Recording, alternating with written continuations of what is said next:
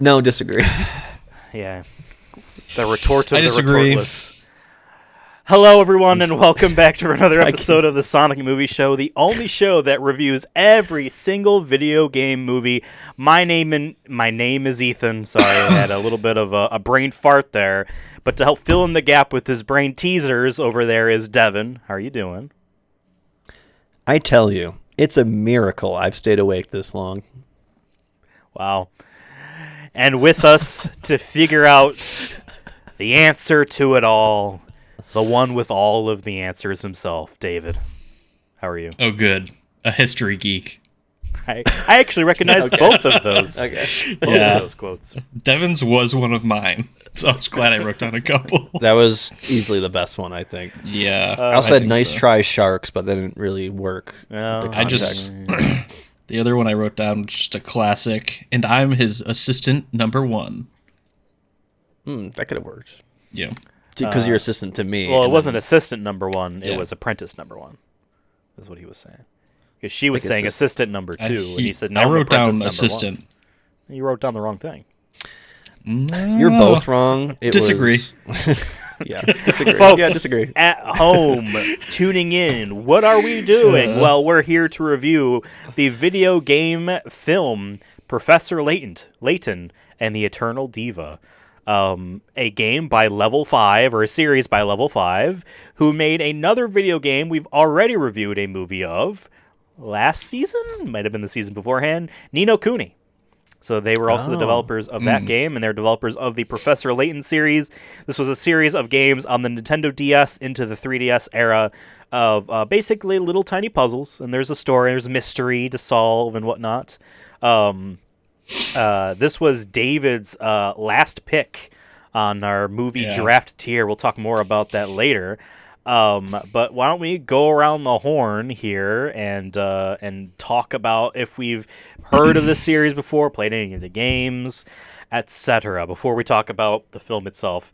Devin, why don't we start at the other end? I never heard of no Professor Layton. I don't know who this guy was going into this. I don't know. I literally knew nothing about this. When he drafted it, I just assumed it was some no-name franchise, like a one-off thing, and then they're like, "We're gonna make a movie too while we're here," and that's it. I didn't realize there was multiple games, and Yeah, there's like 7 or 8 of them. A new one comes out like soon too. yeah. So, well, it was actually. I mean, this is a little bit outside of the scope of this channel. People don't really know too much about, but we do our fantasy video game critic, and that one of you or someone has Professor Layton on their games selected, and that was the second time I've heard of it. It was this movie, and we drafted it, and then that I was like, oh, they're making a new what? This must be a bigger franchise than I'm realizing. But yeah, I couldn't. I don't know anything about this. I couldn't tell you literally anything. If someone quizzed me on it going into this, I'd be like, I have no idea. But now I know a lot. That boy howdy, do you? David, you picked this movie. Did you have any prior experience with Professor Layton and his many Absolutely adventures? none. This was a Hail Mary pick. I was hoping I was going to find a gem amongst the mud. But I had no idea what it was even going to be about. I think the only context is if you, in your Excel file where we kind of listed all of these, just specifically to us, if you had any context in there, I may have gleaned something, but I don't think you had anything for this one. I think I wrote the genre of each game and then any other mystery notes, maybe. So I would have wrote I really a puzzle had game. No, I don't even remember why I picked this one. I think it might have been. Is this a recent movie? When did this come out? 2009. Yeah. 2009. So maybe I just was like, oh, it's somewhat recent. Maybe it's good. But I had no idea what it's about at all. No lore knowledge. Zero. Yeah, this is a franchise I had never played, but I always knew about as like a Nintendo kid while we were in high school. Being like, oh, I gotta play all these games, and these Professor Layton games were co-published by Nintendo. So like Nintendo marketed them as well. I did buy, for the sake of all these, I do want to at least play a little bit of the games. So I did buy months ago the first Professor Layton game called Professor Layton and the Curious Village right here. And actually, I have it open right now on my Nintendo 2DS. I was playing a little bit of it last night after watching the movie. They made 3 of these on the DS, and then they made a 4th on the DS, which then had sequels on the 3DS. Then there's a Switch game. There was a couple mobile games. So it's not owned by Nintendo because Level 5 made a couple iPhone, Android games as well. And then now there's a new Switch game coming out this year. I think probably sooner rather than later.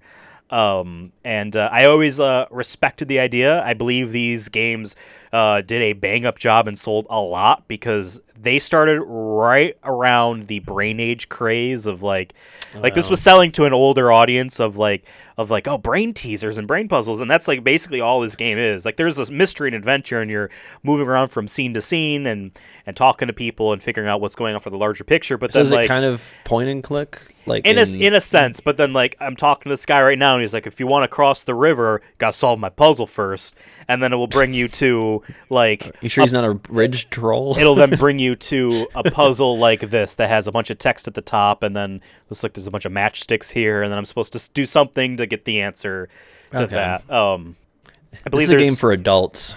I mean, it is certainly a little bit older to appreciate than I guess a kid that's playing Mario Kart, for their first video game for sure. So I always respected them, but I never touched them because it was like, well, I gotta buy so many other Nintendo games. It's on a tier that I never touched. So I was surprised though, for a 2007, which was the first game, era DS game that was essentially published by Nintendo. I got it for cheap off eBay.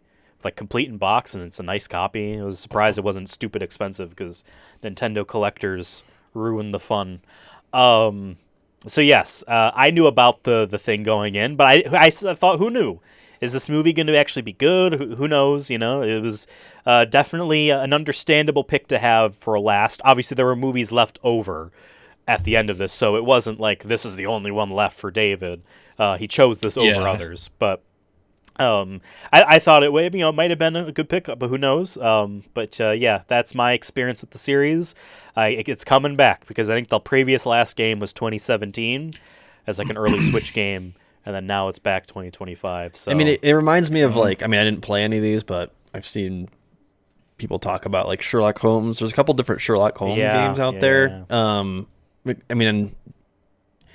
Even just after watching the first 5 minutes of this movie, I'm like, oh, this is just a Sherlock Holmes kind of character. Maybe a little Indiana Jones sprinkled in there a little bit with terms of the action. But it reminded me of, because this movie came out in 2009, I think around this time was that Robert Downey Jr. Sherlock Holmes movie where he was supposed to be more... Like, he was smart, but had his normal Sherlock Holmes stuff. But there was a boxing scene early on, where he was like reading hero. The moves. Yeah, and they kind of do that in this movie a couple times, similarly, not exactly, but where he like puts the pieces. They do like little like flashes of all the things. We're like, yep. Actually, one more thing to point out about the video games. It's got cutscenes that are fully voice acted, which is rare for the DS. Animated by the same animation studio that did the movie, so it looks. I mean, it's a lower quality, and it's like one of the first screens that flash up after it says like level 5 and Nintendo. It says like the middleware company that made the codec they used for the video encoder for these games on the DS. I'm like, oh, okay, yes, because DS ain't playing video files like that. You have to make your own special encoder for that. So like I watched some of the cutscenes in that game, and I'm like, oh yeah, this is pretty close to the quality of the movie. And I thought the movie, we'll talk about our opinions on the movie, starting with David because it was his pick, last pick. This is your final movie, David. How does it feel to finally reach your final movie? My Hail Mary feels good to round out my my squad here. I had a couple picks this season that didn't turn out quite the way I wanted, but that's fine. But to this movie, I had no expectations going into this. We just finished watching Persona 3. That was our last video game movie review. And that one was not really a stinker, but it wasn't that great. So going into this, I was like, okay, like it's another anime. I am famously not that much of an anime fan, so I try to keep that not held against it too much. And going into it, the art style immediately hit me as something that I didn't love immediately. It just felt, I was worried that it was going to be like cartoony and for kids, and I was like, oh boy, like this is not gonna be interested in this. But I was actually pretty pleasantly surprised. I thought that there was like some cool little puzzle scenes. I think they played the puzzles into the story well. The pacing of it I felt was good. There was like the characters all felt unique. You liked some of them, you didn't like some of the people like trying to escape. It was sort of funny. Like this was like a Squid Games before Squid Games, where they're all like playing these weird puzzle games, trying to not get like killed by this crazy mastermind. And yeah, I thought it was like the twist at the end. We probably all minorly saw it coming. It wasn't that crazy of a twist, but I think it was still satisfying to me. I was like, I guess a little bit surprised I didn't see the sort of final woman being the actual lady that was sort of trapped inside of another person's body. But I wasn't that surprised because Professor Layton at the beginning, like his paid a little bit closer attention to her, so I knew there was going to be something interesting with her. But overall, I liked this movie. I don't think it was anything crazy, but I was pleasantly surprised. This is one of the few animes that we've watched that I was not turning around, looking at my watch. You have to turn around to look at your watch? Or just like... No, he gets really pissed. Yeah. He leaves it on... He puts his watch on the wall, so he calls it a clock now. Devin bangs into his desk, almost knocking his monitor over. Yeah. My body gets so bored, I have to turn away. Yeah, I don't know what I meant by that. But yeah, I wasn't looking at my phone. I enjoyed it. I'm interested to see your guys' opinions, because I'm almost wondering, like, this is my pick. I've had a couple picks here where I thought they were fine or good, and you guys really thought they were stinkers. So again, I am saying that this is a good movie, sort of all around, not anything crazy. I think the age range still was a little bit lower than our age range, but it was still good. If I could go next, if you don't mind, Devin, I will say this: out of all of the movies we watched so far for this draft, this is, in my opinion, the best one. I like this movie a whole lot. This movie was great. It was not what I expected it to be. I knew the game series was about puzzles, and when they start to introduce that, I'm like, man, like, who knows how it's going to be, but it's going to be puzzle after puzzle, and, like, there's, like, 4. You know what I mean? Like, this is, like, actually, they're moving through the story. This wasn't plodding along like I thought it was maybe going to. I liked a lot of the character designs. Like, at first, like David's saying, like, yeah, I've seen the artwork from the video game, so I knew, like, Professor Layton just has, like, dot eyes, while, like, everyone else has, like, the thing, and, I knew, like, the character proportions were always different and stuff, but, like, I wasn't expecting, like, squash and stretch cartooniness, but I was expecting, like, I don't know, a little bit more, like, children's animation style of characters around them. But I liked a lot. They made them very memorable. I can literally picture the guy who, like, David at the beginning of last episode was playing with his beard. I know, like, the guy with the big long nose, and then the lady who was the writer, and, like, I think a nice cast of side characters as well. Like, I know who each of them are. I knew who each of them were. I thought that was great. I like the characters a lot. I think Luke is a great character. As, like, a kid, he wants to be a gentleman. He wants to be a smart guy, and I like that Professor Layton is someone that as everyone is figuring it out, already knows, but he's not that smarmy. Like sometimes a lot of Sherlock Holmes novels were like that, because he was initially written as kind of a jerk. In the early books, but like, he's just like, he encourages Luke and he's supportive, and he doesn't like be like, yeah, I already knew that, or he doesn't even come off as someone who is like, and now I'm going to show them I already knew, because you could even think it doesn't even occur to him that one could act that way. You know what I mean? I liked him a lot. Emily was the assistant number one, I guess, the lady in yellow, and she was great as well. I thought everything was great. The only thing I would say, if I were to really nitpick anything, while I did think that some of the 3G cellular device 3D CG animation was fine for the most part, the robot at the end I thought was a little too goofy in its design and its movements, but like that's such a nitpick that like didn't impact anything for me. I thought this movie was great. Devin, what did you think?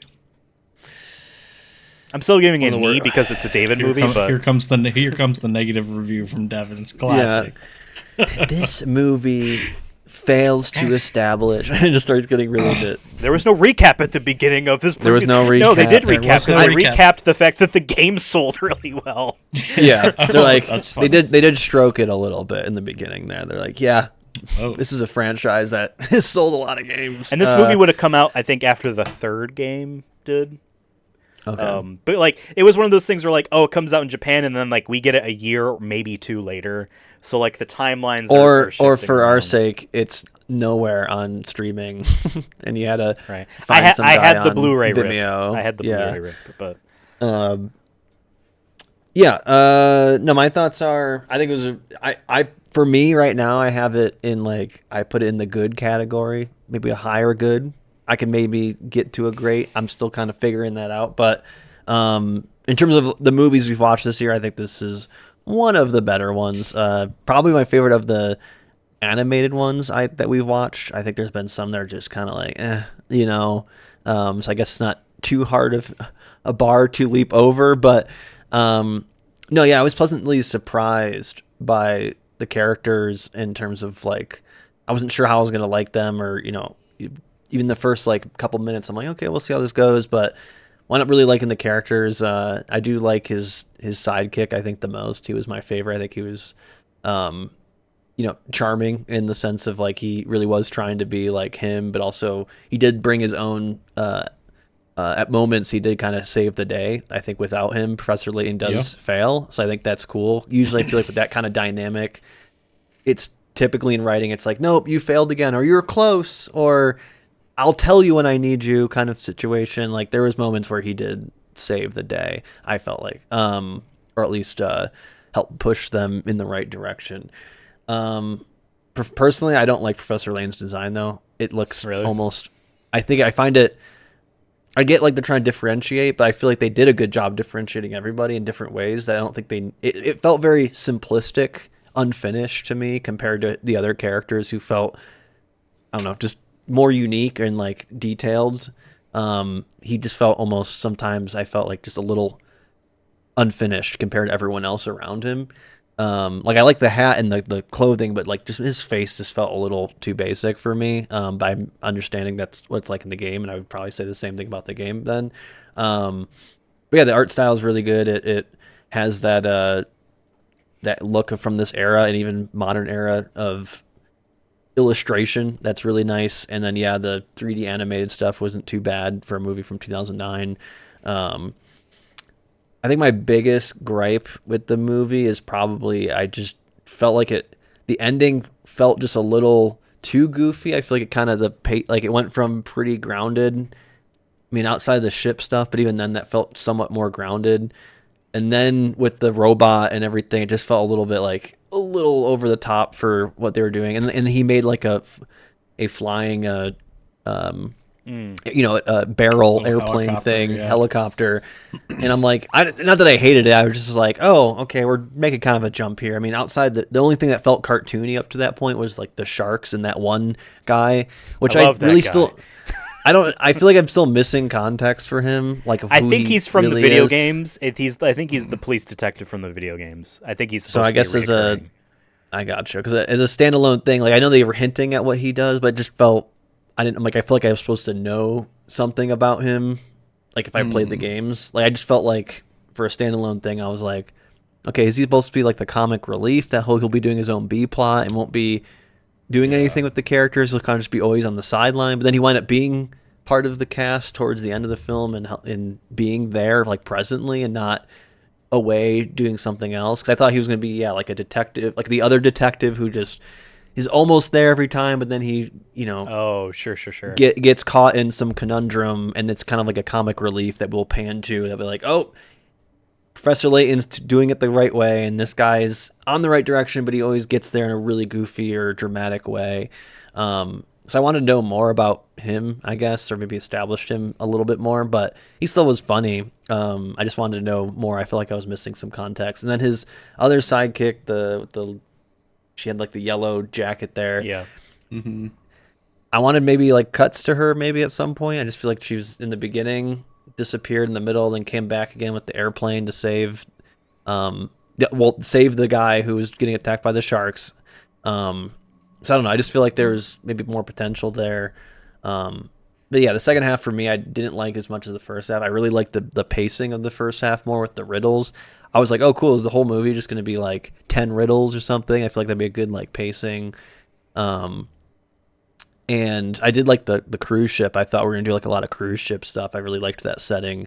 So I was slightly disappointed we left it, but then the island was pretty cool too. I feel like that was cool. And then you had the wolves were interesting. I wasn't expecting animals to be, I guess, involved directly. So tip to that. But yeah, it was around when they get to the river is where I kind of was like, okay, it's like that's where I kind of was more not like I said, I didn't hate it or anything. I was just like, oh, I was not expecting this. I don't really like this direction for my personal taste. I kind of liked the pacing more of the cruise ship. This is where it leaves realism from then on. Yeah, it felt more like Indiana Jones compared to once Sherlock they blow Holmes up the before. ship. But I feel like then that's also cool. We're upping the ante a bit here, and we're moving forward. And like I actually like the fact that we kind of left the ship and got onto literally an abandoned island. And then I like the fact that there was like the creepy castle. I did like the design of the castle. I was just saying, like for me, I was just like, oh, I was expecting to continue this, like, we're doing riddles, we're going to figure out, I thought maybe it was going to be one of them, like, in the group, like, playing, like, he knew all the answers because he was in on it, kind of like Jigsaw in the first Saw movie or something weird like that. He was in the room the whole time. Wait, really? That's how the Saw movie ends? Yeah, sorry, folks. Spoilers.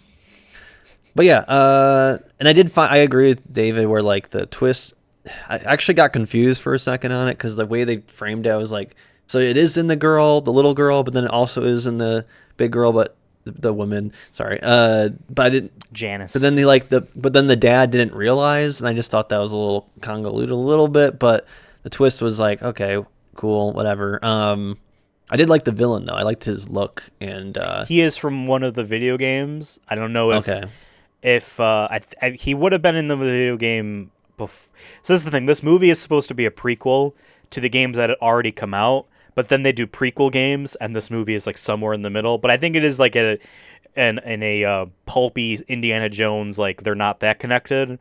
But I guess spoilers, unless you really wanted to play these games, that villain in one of the games that had already come out by the time this movie is out is in there, and he's revealed to be Professor Layton's long lost older brother. And they were both orphans, something like that. Yeah, interesting. I was gonna say he kind of have the Phantom of the Opera with his look. I mean, he's playing the organ and stuff too. I feel like that was kind of the inspiration there. I wouldn't be surprised. Obviously, there's a lot of inspiration, like I said, from Sherlock Holmes and even Indiana Jones in this movie, or in the concepts itself. But yeah, I mean, I really liked him. Once I accepted that I was getting goofy, I actually didn't mind as much the robot thing. It reminded me actually of the robots from Nier, the big ones with the saw arm, just in Sure, terms of look. I didn't need like the teeth. I guess was my main thing. I'm like, what do these serve? You know, he needs to eat. He needs to eat. He's gotta eat that Sure. dirt. All right, fine. Fair enough. Fair enough. But yeah, I thought it was. Like I said, I think it was good, if not pretty good. That's where I'm feeling on it. Okay. Yeah. Yeah, I mean, I really liked the movie. I found a lot of, well, I would say this. I was a little bit not confused, but and not necessarily worried. I don't know exactly how to phrase this, but like when the game is introduced, right? It's like, oh, one person will win eternal life. You know, and then they're doing in the theater at this point before the actual ship it's revealed to be a ship and detaches, and the rest of you will lose your lives. I'm like, how are they gonna do this? And like when all those people fall, I'm like, oh wow, I guess they died. And then they do it again with the ship exploding. I'm like, oh, okay. Yeah. This is how we're doing it. But it wasn't that.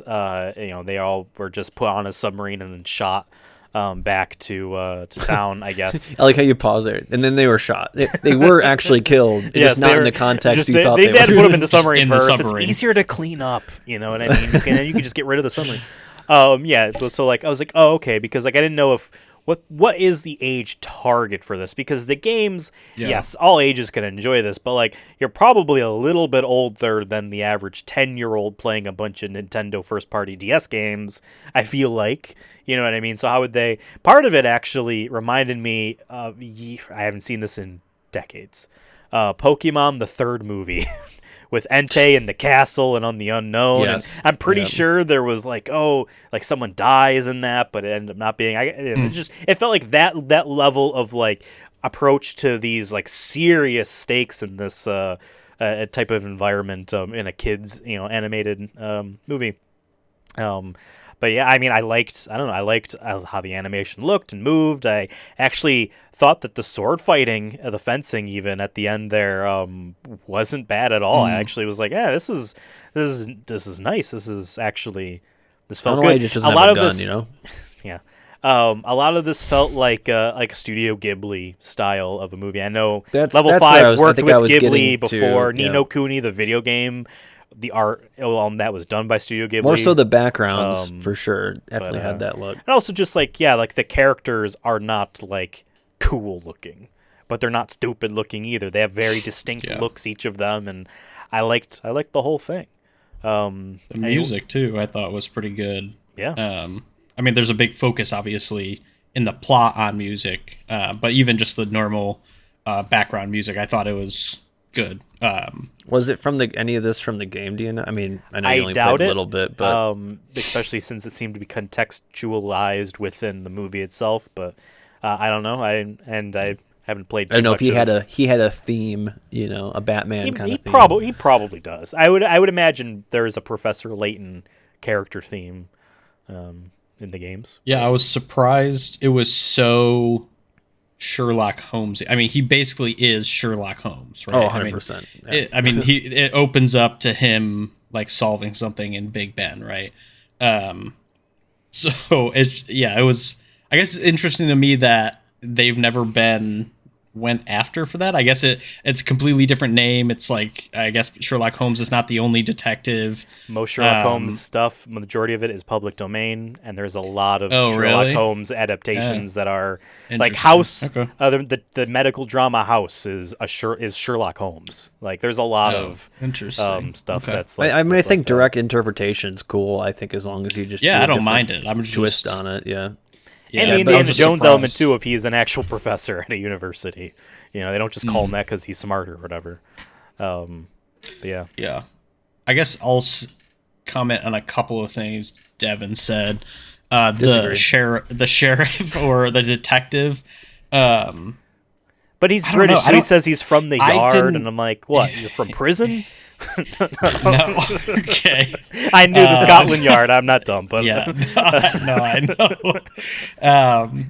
I don't know. I don't think I would want any more context on him. I felt like he was like that thought in the back of your head, like, why are the cops not doing anything about this? You know what I mean? Why is this all going down? There's no police here at all. And I feel like he is like, oh yeah, there is this detective. He was on it from the beginning, but he's just not like as good as Professor Layton. And it's, I think, to give even more context into how good Professor Layton is, and to give context into his assistant, I forget her name, because she, like, in one of the fight scenes just kicks their ass. Yeah. And he is like struggling. Yeah, she's definitely the main. She's definitely like the main fighter. Judo through a dog. Yeah, that's true. So yeah, and then I guess for her, she was kind of stuck at the office, like, while they were doing this, and I would think like she is assuming that they're just at this play. And I don't remember how she finds out they're not. The news footage. The news. I think it was the news. Of the missing people return, and they talk about the boat. And all that. And I guess I see your point in that, like, I agree she's a cool character, and it would have been cool to see her a little bit more in the middle. But I would worry that it would be adding too much to a movie that I think is paced pretty well. No, I agree with that. But I was get just your saying, point. I just feel like there maybe could have been a way to have, or maybe just have her at the play with them, and she doesn't maybe necessarily has many lines. They definitely needed to have more someone than she would back home to talk to the parents of the missing girl who is adopted by the guy with the big nose, and I liked that they were separated like that. And if I understand correctly, she's not with Professor Layton and Luke throughout the games on their main journey. She is like on another track, so to speak, that is then referenced to. But she was helping out Schrodinger, or whatever his name is. Oh, I thought you were making a joke because of Schrodinger's cat. No, yeah, she was talking to that guy who was Professor Layton's mentor or whatever. Well, I thought that was his name, right? I was going to ask you guys. You're if right. that You're was right. It's a something. connection It's to close Schrodinger's cat. to the name is similar. It's like SCH something. But I liked the pacing of this movie too. I actually thought this went at a brisk pace. That's why I'm glad that we didn't stay on the boat too long, and like I'm glad that it wasn't what I thought with the puzzles being. It says they say 001, but again, that's because the games present them like that. I get it. So I was just afraid that the movie's going to be super slow, and it went by pretty quickly. We didn't stay too long on the island before getting to the castle. We didn't wander through the castle. It was pretty much just that, all right, now go to the right tower.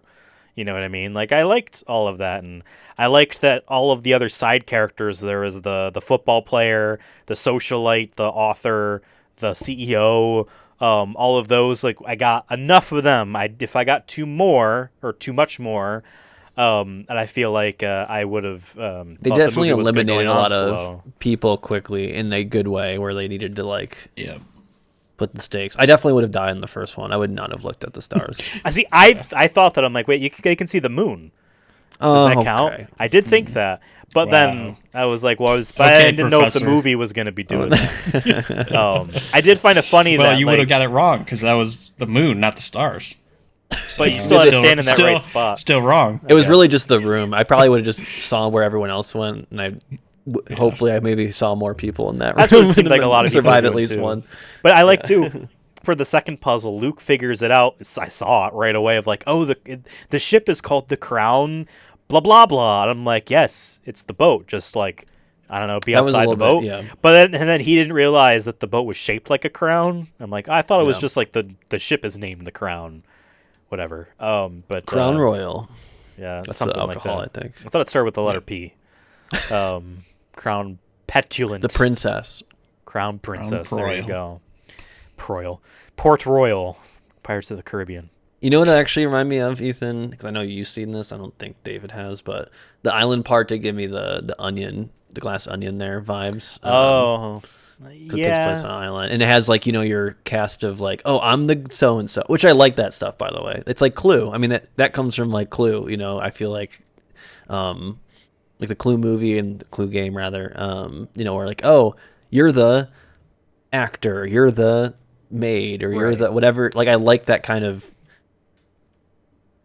boxed character for the sake of a mystery or like right, because it could be anyone, but really it's the people we get the most screen time, with and like they kind of tipped the hand right away on like, oh yeah, the chess playing girl, she was personally invited by the big nose guy, but then they also did I thought a good job of a couple times kind of trying to shake us off the trail there by big nose guy fails at the cage puzzle with the wolves, so I was like, oh, he's gone, you know what I mean? But like, oh no, but that just allows him to be then brought back. I into thought, the by the way, itself. like, because it was like wood, like a wooden cage. I thought the thing was like, you probably could float on that. Probably could. Like, I thought they were gonna like cross it, and they were just kind of like, pushing it, but using it as like a kind of a floaty. I thought that's what it was, and they're like, no, we just ditched it. After, and we're just gonna run now. Yeah. I'm like, oh, so that was the only puzzle for me where I was like, I feel like you didn't really complete the puzzle. I feel like you found like a different way to get across the river. Yeah. So you just Iron Manned it. So whatever the villain's guy name was, he made that one a little too complicated compared to his other riddles. So he might need to fix that one up for next time. True. Yeah. I love the idea that wolves could be mind controlled with just a device over one ear too. Yeah, the sharks were just all the they nose. needed was an earmuff. Yes. Classically, sharks' brains are right on their nose. Well, yes, they smell blood. So if you control, when I saw that, I knew something weird was. That was like the first time I was like, I honestly thought that was just like this. Maybe this is just how they draw sharks. I don't know in this game. I was like, why do they have a drill nose? I thought, I'm like, are they mechanical or something? Is there like? Well, there was like a I knew bobble at the end, something like funky was going on. Was around there. I was like, that's not a shark. That's not how normal sharks look. I don't know. I think the movie's great. Anyone else got any big thing that they need to? I think I was gonna say one of the reasons I think I wanted more cruise ship is because I feel like it's been used so often in like mystery stuff, like or just a ship in general has been used for any type of like murder mystery. Death on the Nile has that, where it's on a little cruise ship on the Nile River and people start getting killed. And then Spy Family, the anime, has like 3 or 4 episodes that just take place on a cruise ship.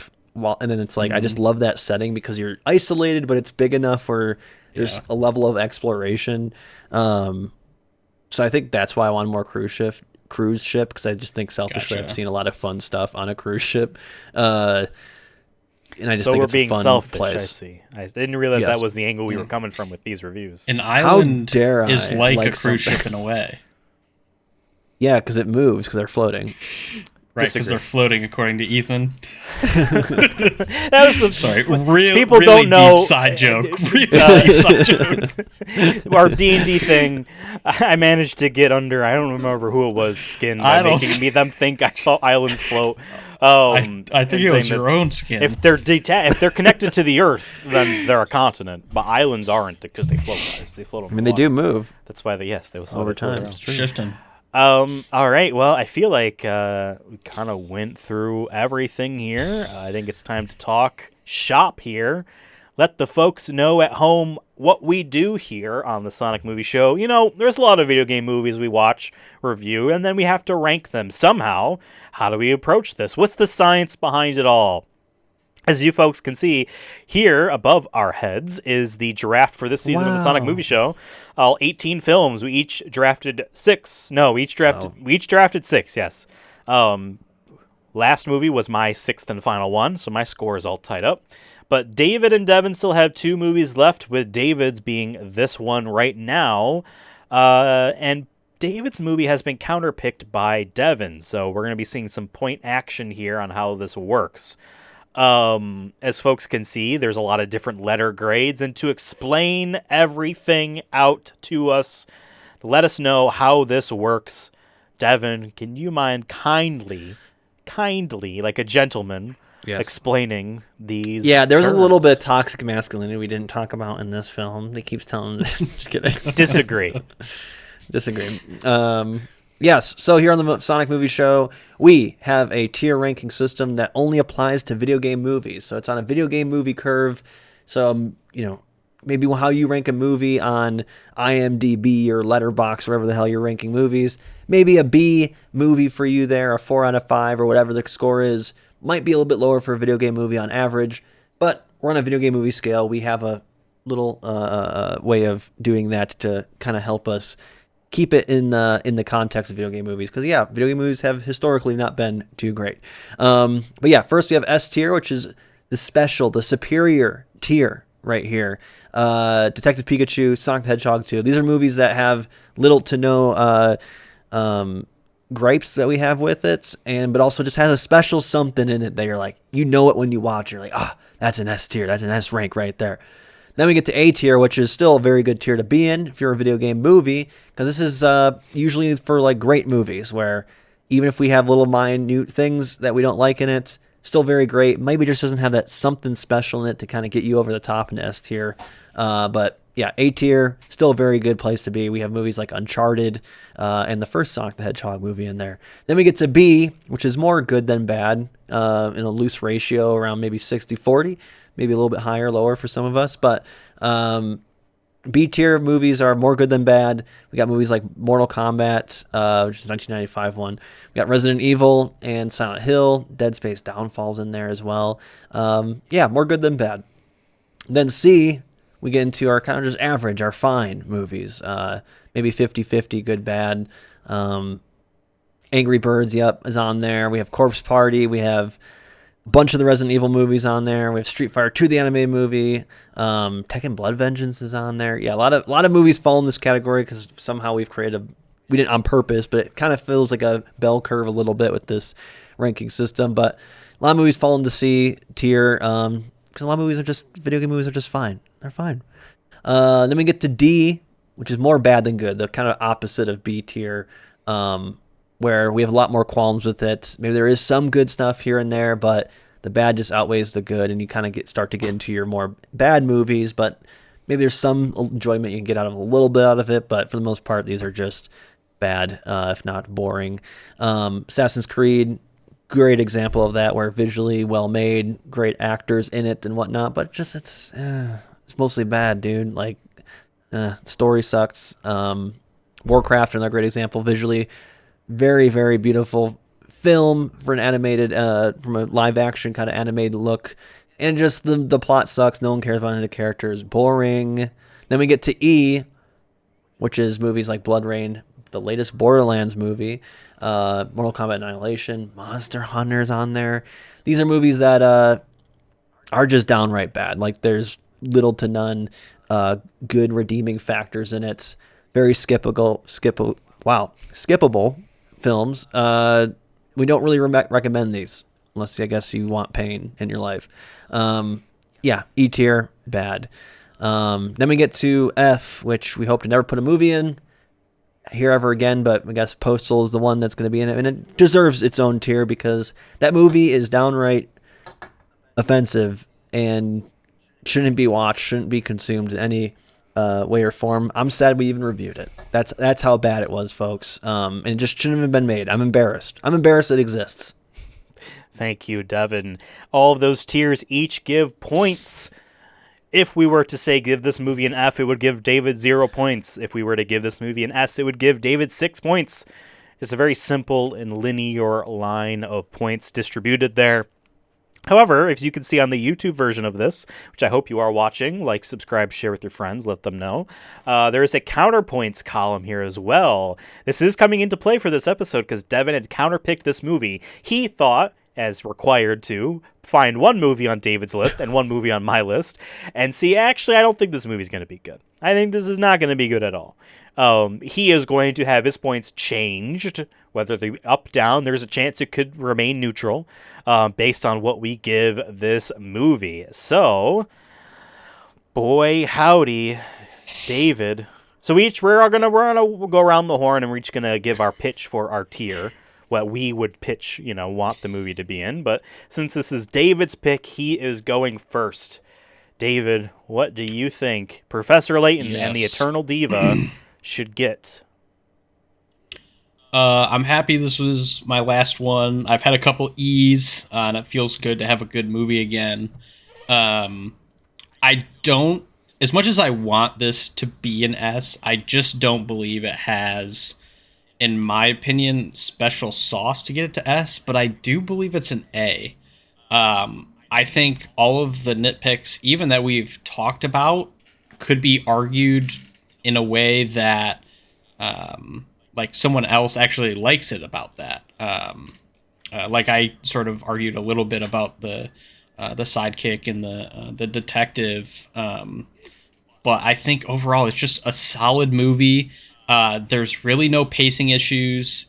There's really nothing that struck out to me and was like, oh, I don't like that.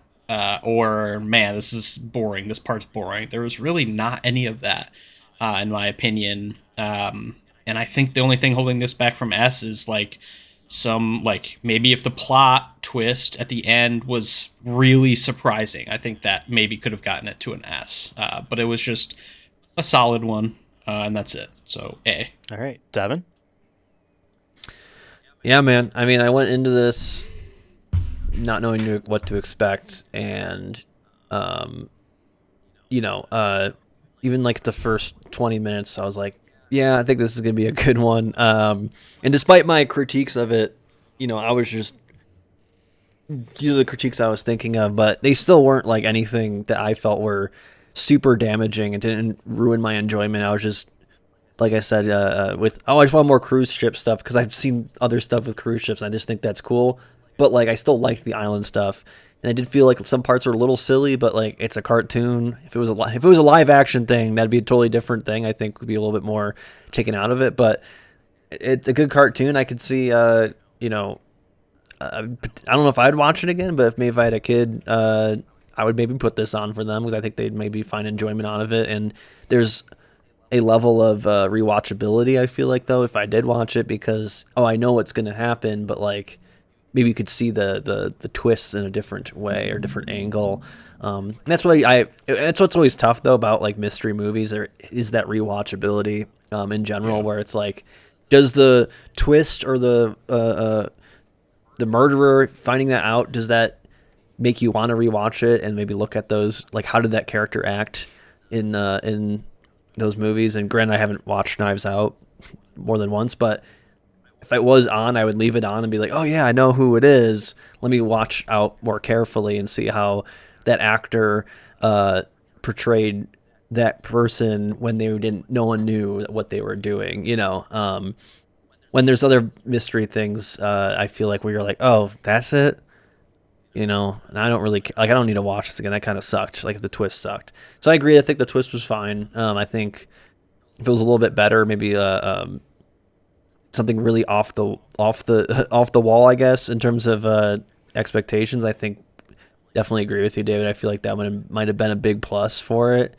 But yeah, this movie had the themes of Sherlock Holmes, Indiana Jones, and those are things I like, generally speaking, more so on the Indiana Jones end.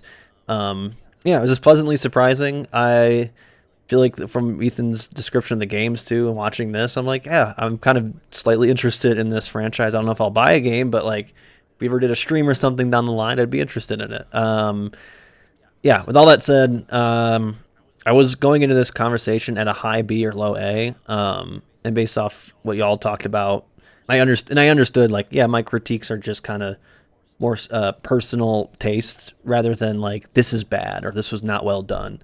It was more just like, I wanted to go maybe more in this direction, and it didn't. But I respect its decisions. But I also agree that I don't think it's a S tier, because I feel like I would have known it when I seen it. I knew it was good when I was watching it, and it turned into great, which is what, to me, A is really where it's great is. B is good, more good than bad. A is great. And S is like fantastic, superior, and comparing it to like Gran Turismo and Tetris, I'd much rather watch those movies. Once again, that might be a taste thing too. I agree with you, David. Like, I like anime, I think, more than you do, but there is still like, I'm more picky with that stuff because I know it isn't my preferred medium. So for me, I'm like, that's where I'm at. But I did like this as much as like Neko Atsume House. But I think I probably like Neko Atsume House more just because of the context of its medium, but also just I liked that story a little bit more. But this is also a different type of thing. So I'm gonna go A. I'm kind of moving up with that. Like I said, I came in with a lower B, kind of low A, and I would put my maybe mid A. Okay.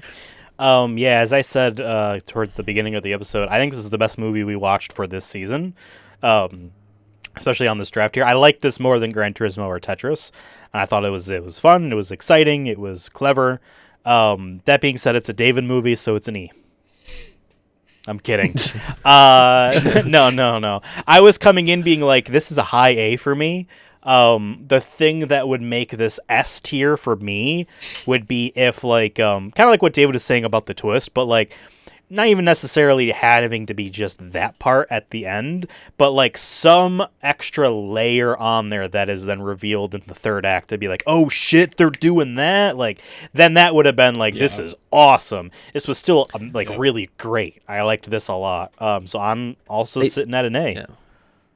I was gonna say they did kind of have they were trying to do that secondary like final twist with being like, oh, you had the music sheet upside down. I'm like, that's fine. Like it was cool, but like, and I get it tied with the story, but yeah, there wasn't like this other, like you were saying, Ethan, this like next level, like, oh shit, like they were in on it from the whole time, and they were actually the real bad guy. They played the villain. Like that would be like next level. I the only thing I was thinking was like, oh, are these supposed to be those people from that ancient civilization that are immortal, like especially the people in the masks?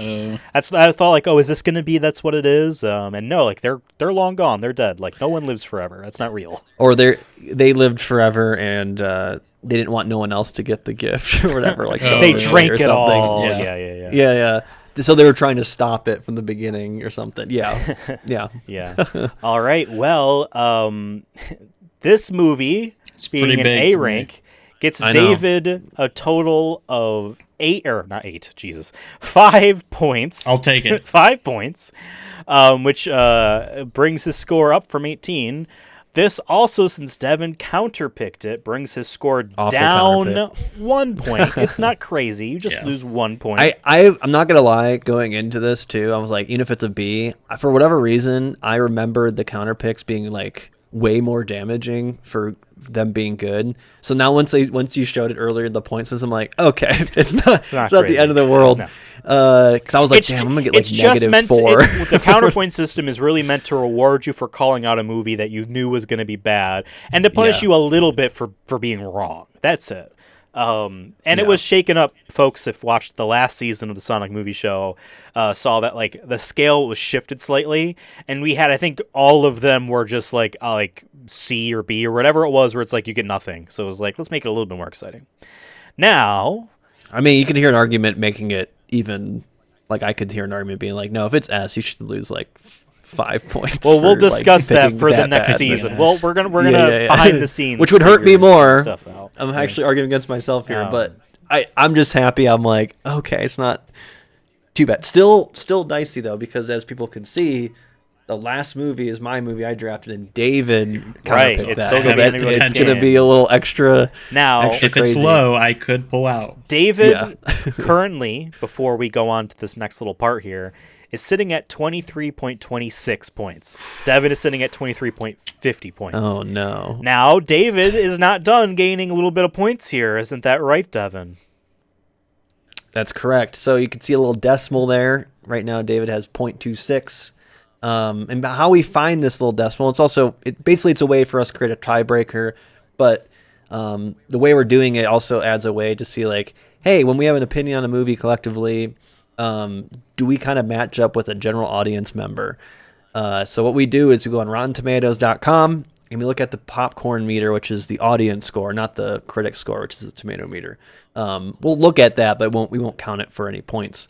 So what we do is whatever the popcorn meter is, let's say it's 50, we move that decimal point over 2 times to the left, and that gives us our decimal, which is then added to the total score. So that way we fight against the potential chance of, there's still, I guess, a chance we could get ties, but very, very low chance. If we get a tie, then in my opinion, you're joint winners. Like, yeah. So basically, it's just a way for us to add a tiebreaker to everyone's points, but it's also cool, like I said, to compare ourselves to what the average person sees, because sometimes we're above it, sometimes we're lower. But I feel like most of the time, maybe like 75% of the time, I feel like we're kind of right on the money as a lot of other people. But yeah, just a way to add a decimal point. Okay. So without further ado, I want you both to... I'm nervous. It has one. Okay, good. It does have nervous. one. It does have one. This is kind You've of already obscure. won that. Right. Huge. Which actually is crazy considering how we had to find this film. It wasn't Yeah. on Prime Video or whatever. Right. It had a theatrical run in Japan, and there was a widely distributed Blu-ray release. So. And from my understanding, Rotten Tomatoes is more Western people are using it too. So I don't. Think Otherwise, I've ever Persona seen from last other- which is episode would have gotten a lot from 100%. Yeah. So yeah, David, guess what this movie was out of 100, 0 to 100. 75. 82. Okay. See, if we were doing the game show last You would've time, went someone 76. went over, and it would have been Ethan. It's 76. Oh, Wow. okay. Wow. Nailed it. Yeah, I think that's the first time anyone's got that close, if I remember it correctly. Yeah, 76%. So 0.76 is pretty good. Huge. You pretty much Almost a got an full S point. tier film on paper. Well, Yeah. it did bring your score, David. Full point total up, It right? did. It did. Huge. Let me just very quickly. I think was that 25, 24. Nope. 20. His score as 4. of right now. Oh God, why does Illustrator do this? 24.0. Why don't you wait until I reveal it? Jesus. Sorry for us trying to do We're just math, trying to but- do mental math here. Out loud is not the mental part. David's new score is 24.02. Wow. David is currently in the lead. Huge. We'll see what happens next episode, next review. And mine Can got we- changed, right? Yep, From you went 24 down to 1 23. point from 24 Can we to 23. can we take a look quickly as a preview for the viewers at the counterpick score and see like what score Devin's next movie would correspond to like a winner? I think it would have to be a... Okay, well, if or Devin E? has 23.5 and he's counterpicked, or David has counterpicked that movie, which means it could slide around. These are the layups. Essentially, if D or lower. the D or movie lower. is if the movie is a D, then you're both going up by 2 points. Devin could But David head has right 1 now. point Devin lead. Devin would get the decimal from his Rotten Tomatoes if there is one. It could come down to the decimal. That's how it goes. If it's Wow. an E, I think it would ensure That's David's GG. victory. Yeah. If it's a C, I think Devin wins. I So think Devin wins. Yeah. yeah, It'll be it's just interesting. if it's a D Interesting. though, if it's a D, then it literally will come down to the actual tie-breaking decimal process. Yeah. Because if folks 50 remember, Crazy, points man. he has right now. last Crazy, last though, how season the I points won with fall. less than a point. So like it's cool that it works out this way. I'm sitting over here with 21.11 being like, hey, with all my Hail there- Mary picks, I'm glad I got north of 20. You know what I mean? Yeah. I'm glad I didn't got do it too here. I'm not bad. too far away. It is pretty crazy if you just look at the letter grades. Like somehow David has a chance despite drafting 2 E's. Is actually Yeah, it was crazy. crazy. I don't know thought how for that sure works, I but was but barely it going to get does. a second. Well, I had What? 2, maybe 3 movies on here that didn't give me decimal points. So, Yeah. I got. I mean, that's how much weight the S and A's carry. You know, like Yeah. And my That's why I always first say- pick, I got like a full extra point essentially. It was a 98%. So it was like high 90s. Yeah. that's where I feel like I'm like, because I'm looking, I'm like, just off quick glance, it's like, how is it even actually close with the B's compared to the E's? Because like, okay, sure, C and D is 1 point different, but you know what I mean? Like we Yeah. both had S's, so it has. But it was like you said, you basically got the highest I think possible score we'll probably ever see in this. Yeah. This game, because Gran Turismo was, what was it? 98. Like, yeah, wasn't it point? It was 98. 98. Like, there's no way we'll see 100 because it's just, it'd have to be like, one, it has to be, I think, just a fantastic overall like film. I feel like for someone to Yeah. rank it, like not even great films I'm not saying Grinch wasn't great, but you know what I mean. Like movies that come out just generally get that high of scores, so it's really tough like to do. Everyone would have to give it 5 stars or whatever, right? And everyone would be like, "Wow, movie of the century!" You know what I mean? Yeah. Well, so, but yeah, we'll see what happens. I'm excited. Yes, I'm very excited indeed. It is literally coming down to the wire, which is exciting. So we'll have to see what happens in the next review of this podcast series for Ninja Gaiden, a very, very, very early video game movie. So we'll see. Oh, no. But it could be cool, or it could be cool, though. Who knows? Who knows? Isn't it, I literally know nothing about it. Isn't it? It is animated. It is animated, yes, that's right. I guess I know that part. And I've seen one screen grab when I made our logo for the season. I feel like the spectrum of animated is still somewhat more condensed in a good way than a live action, because we've seen some live actions that just, even if everything is trying to go for it, it'll just look like shit, and then all of a sudden that knocks it down to like a D immediately. True. So, I don't know. We'll see. Well, thank you guys for watching this review, but we're not done yet, because it's time for everyone's new favorite game show, Solve My Goddamn Puzzles. Oh, no. Devin and David are going to be going through the ringer here, attempting to solve puzzles from the hit video game Professor Layton and the Curious Village for Nintendo DS. I went and I've grabbed a total of 6 puzzles. Each of you are going to get 3.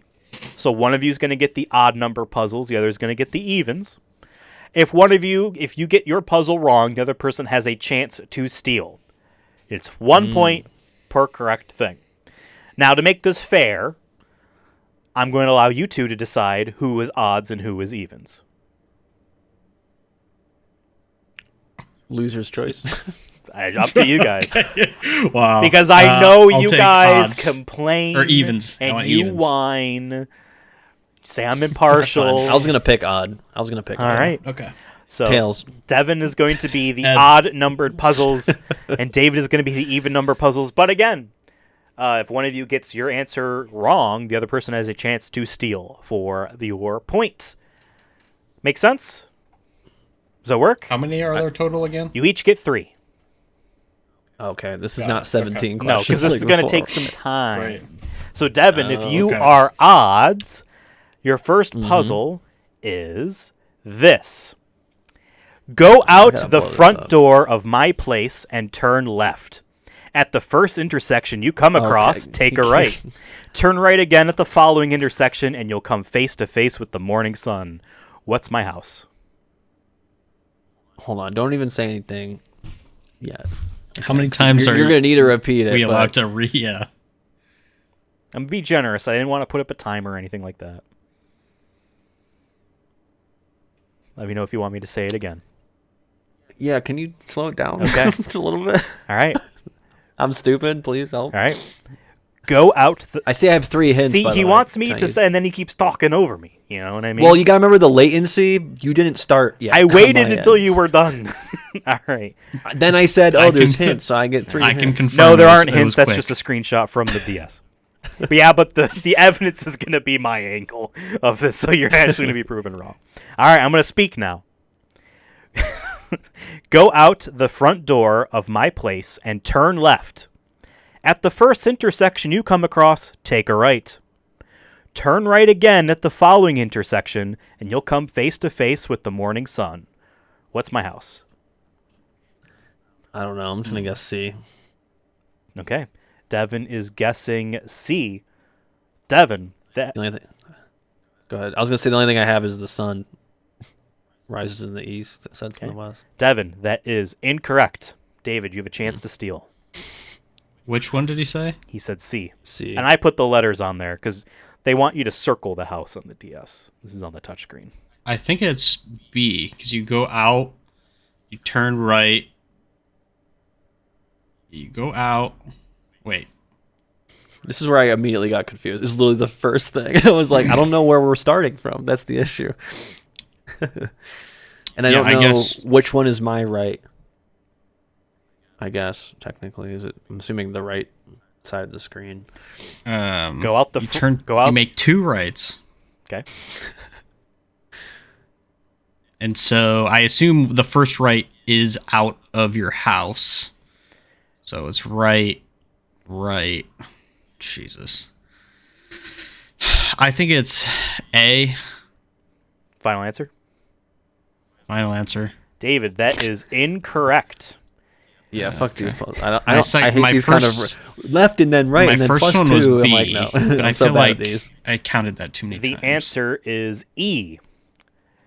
Go out the front door of my place and turn left. At the first intersection you come across, take a right. Take a right again at the following intersection, you'll come face to face with the morning sun. So if you were to turn left there, that first intersection, then you're facing up. Then you go to the next block there, take a right, and then you're facing east. That is the answer. I honestly was not paying attention to the little opening things. I just thought that was aesthetic. I didn't really even. Oh, yeah. Okay. With that, it's tied 0-0. Yeah. Good job, everybody. David, All right. here is your first Brainiacs puzzle. Over here. Here's question number 2. Can we go down to second grade level? Oh, no. 3 of the 4 images shown below, shown on screen, are exactly the same picture, rotated in a variety of ways. Can you find the odd one out?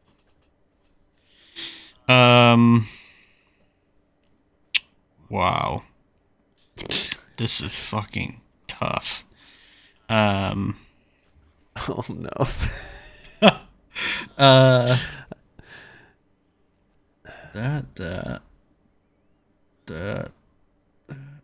Oh my god. Which one's the odd one out, too? It's like, I'm like, that's what's crazy. Let me know if you want me to read it again.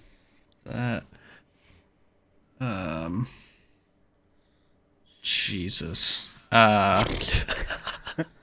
This no, he was in the last movie. I like this. I'm trying to see it in my mind's eye, and I cannot. Something looks weird about C for me, but man, this is hard.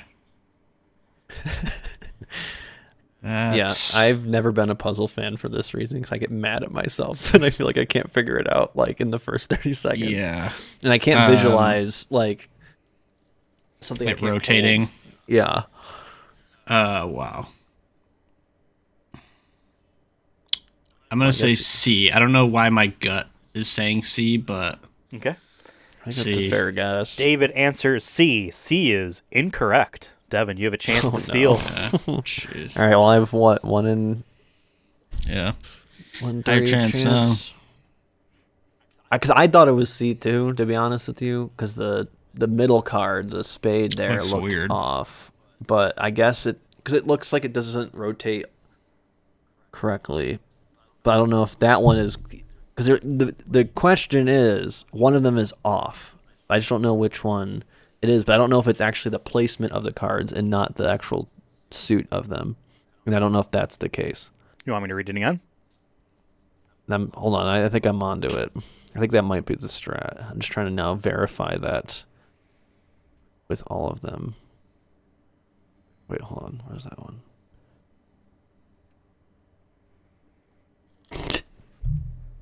I don't like the pressure.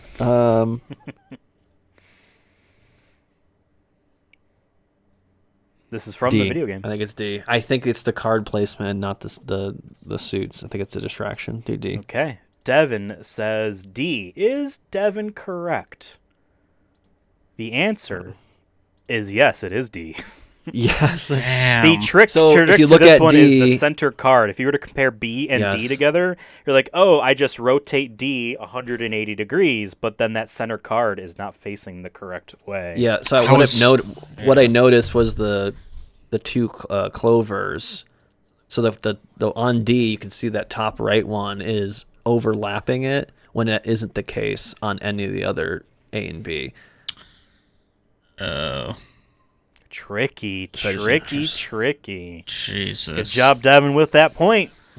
That might be it, man. I don't know. Okay. Might be the only point I get. We'll see. On to puzzle number 3, which is Devin's. Oh, I gotta go again. That's right. Oh, okay, That's right. in. Are you ready? Are you ready? A little bit of a break. I don't know. I'm never ready for these. Here we are. Oh, no. I'm going to read this. This one's a longer question.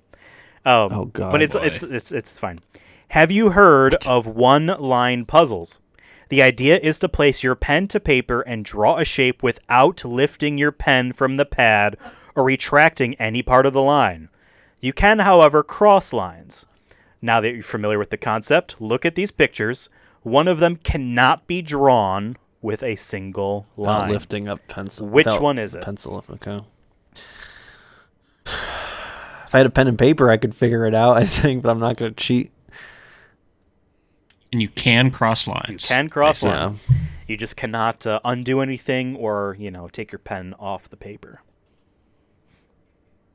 Jesus. And you can cross over the same line. You can cross lines. It's all look like you can. I know. I was going to say, theoretically, I feel like I thought you could, but maybe not. I don't think it's that one. This is a tough one. What? I will say this. I looked at this one and I looked at the answer. I'm like, oh, I was wrong. This was one I was having trouble with. Oops. Because the note of saying you can't cross. No, you can cross. You can cross. Yeah, you can cross. I feel like that you can though for all of these. Like you just would trace back over. So you can you cross, but you can't retrace a line? Let me read it again. Yeah. I'll read this segment here. The idea is to place your pen to paper and draw a shape without lifting your pen from the pad or retracing any part of the line. You can, however, cross lines. Oh, that's different. Okay. That's different. Yeah, because the retrace would make it tough. Or make it, I feel like you could just then retrace over anything. Is it C then? Final answer? Yeah, screw it. Devin. I'm not confident C at all. is correct. Yes. Wow. Well, because I was drawing it in my head. Like I was literally doing this. And I'm like, you would have to at some point retrace. Like you'd have to either pick up the pen or retrace. I thought it was the car. But then I thought it was it was B. I thought it was the car as well. Yeah. It was either C or B for me. Because I'm like, no, the circles you could do, just one indent at a time. Yeah, wild. Which brings Devin to 2 points, David. That's not good. You need to. I'm used to being in this position. But you need. I would say this is where I thrive, but I don't. But it's where you live. And you know what? What is living? It's where I live. Without, surviving. All right. We are on to puzzle number 4. Jesus. Here's the question. Where'd my match go? Here's the question. You have only one match left. You want to light the room with an oil lamp, start a fire to warm the room, and heat your bath water. In order to complete all of the above actions, which of these should you light first? I know this one. You do? Yeah. So I have one match, and I want to light a fireplace, light the lantern, and do what with the water? Heat your bath water. Huh. Okay.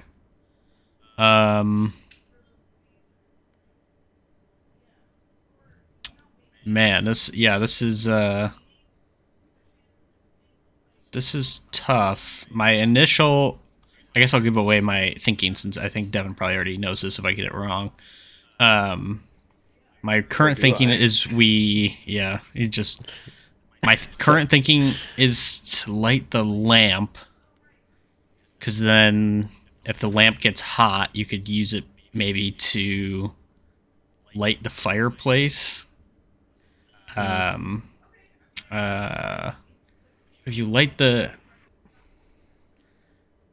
it's either the fireplace or the lamp. You can't light water.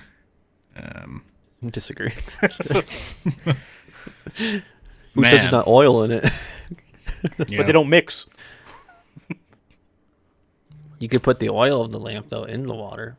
And then you can light it. True. Then you can light, right on top. And then you put the water in the fireplace. Yeah. Wow. I guess I'm gonna say the lamp. That's the only idea I have. Okay. David says the lamp. I see 3 hints. We don't get any hints. No, there's a screenshot from the DS. I'm not giving you any hints. I'm David, 50-50, your answer of the lamp is incorrect.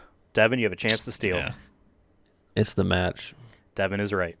You can't light any of those that's without such lighting the BS. match first. Yeah, it's such BS. It's a riddle. It's a riddle I've heard in Boy Scouts or some shit at some point. Yeah, it's stupid. It's stupid. Well, if anything, I feel like I gave you a hint with saying it's a riddle. I was like, oh, maybe he'll think about it a little bit differently. I knew it was something. The other riddle that. Well, maybe I won't say the other riddle in case it comes up. It's literally the next one. You might be. I looked through the instruction manual for this game, which is all these puzzles are from. There is like a world famous puzzle master in Japan who, like, I guess wrote these puzzles or something like that. I don't know in this game. All right. Well, I mean, it's 3-0. There's only 2 questions left, but we're gonna run them out anyway because I think we're having fun here. Our penultimate question here. This one is for Devin. This one is for Devin. That's right. Okay. Here we go. What is going on in this image? Damn. You just need to buzz it off, my friend. It's over, my dude. It's gone. Here is your question. A certain town has only 2 barbers in it. There aren't any other towns nearby, so everyone who lives there gets their hair cut by one of these 2 stylists. Looking at these 2 fine gentlemen, which should you go for a haircut? Go to for a haircut. Is this a trick question? It's like, oh, the guy with the bad hair actually is a great barber. I can't tell if... Are they holding something? It's a little... Like, is the one guy... the B one I can't holding? see. So it's only one or the other? It must be like a buzzer or something. A or B. B, I guess. It's going to be A, but whatever. B. I think I know the reason on this. Is that your final answer? Wait. I feel like David knows the reasoning. Let's go. Just go B. Doesn't matter. B is incorrect. David, you have a chance to steal. I didn't realize this when making an either-or puzzle, so I guess... Well, yeah. If you could tell me why, I guess. Yeah, it's A because if he's the only barber, then he doesn't have a barber to do his hair, and that's why it's all fucked up. Oh, I thought there's 2 barbers. They're both barbers. They do each other's hair because they're the only 2 barbers in town. So the guy with the fucked up hair cut the guy with the nice hair. Yeah. David gets a point. Yeah. We're going to give him the point. Feels good. Yeah. Don't get shut out. You don't want to get shut out. You don't get shut out. I should have thought about that. Like, oh, if I'm going to let them steal, I shouldn't have an either or. But whatever. Well, if it was close at this point, it would have been like kind of a fun bullshit one. Yeah, You're like, are you kidding me? Fair enough. I mean, we got to choose even or odd at the beginning, I guess. Yeah, that's why I did that, because I didn't want someone to be like, why is my question harder? Although apparently you find them all hard. And I'm saying this as someone that saw the answers with the question at the same time, so, whatever. All right, David, you have the last question here. Okay. Oh, no. I'm done. The image is of a tetrahedron that has been disassembled so that each of its 4 faces lie flat. Which of the triangles should you insert in place of the question mark so that when the tetrahedron is put back together, both the red and blue lines continue unbroken from one face to the next? Unbroken? What? Wow. You're telling me now for the first time. God damn. This is some real mental work here. I'm having. I did this when I was getting tested for ADHD, like this kind of shit, but in a physical like form, and I had I was timed on it. Yeah. So I already know I'm not great at these. And now to not actually interact with it is even harder. Right. Oh, I think I figured it out. Oh wait, no. Disagree. Wrong. I think you're wrong on that one, Chief. I think it's B. You think in my mind? I didn't hear it. What I guess letter? I'll explain. B. I think as in boy. I looked at where they have to line up on the side. It looks like one of the reds is 1/3, the other one's 2/3, and the blue's in the middle. So that gets rid of a couple of these. That gets rid of A and D. And then it's between C and B. And I don't have any trick for that. I think I'm just going B. Okay. David, B is incorrect. Devin, you have a chance to steal. Okay. I have nothing to go on except for what just David just said, so I'm going to say C. Okay. Devin says C. Do you guys want to see the answer? Yeah. It's C. Oh my. Yeah. So it lines up. Damn, I could not visualize it at all. I was really struggling. So with that, thank God, Devin I already gets won it his at that point. 17th trophy. GG. And another win on the board. Goddamn. Congratulations, Keep Devin. stacking. Keep stacking. There is one more game show, and then we'll have our finale, and it's still anybody's game. I might come back. Very possible. Because the next game is worth 18 trophies. Sweet. Yeah. All right. No, it's not. All right. Well, thank you for playing. And thank you out there for watching. Remember, this is a podcast you can find on a bunch of places. But we're on YouTube mainly here on the S-Rank channel. Please click subscribe down there. YouTube.com/srankproductions. And then like and subscribe and tell all your friends. And then yes. And thank you all. And thank you, David. Thank you, Devin. Thank you, everyone out there. As we always like to say, to end out every episode, Layton out. Layton. You're late, ton. Late and out.